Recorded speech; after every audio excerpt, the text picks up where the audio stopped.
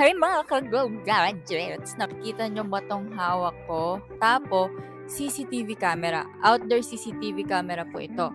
At alam nyo ba, pag nag-purchase kayo dito ng mga tapo CCTV camera, hindi lang basta camera yung dapat nyong i-purchase kung gusto nyong makagamit nito. Dahil ang kailangan nyo po dito ay SD card para po sa mga videos na mare-record nito.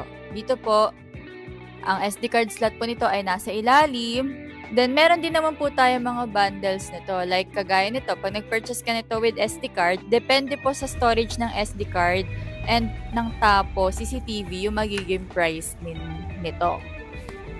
Ito po yung iba't ibang SD card na pwede nyong ma-purchase dito sa aming store. Ito po Hixemi brand siya, 32GB. Affordable na po ito guys. So, 128-256-512. Pang matagalan na siya. Then, may loop recording naman po ito guys. Kaya wag po kayo mag-aalala kung, hala baka mapuno naman itong SD card ko. Hindi po.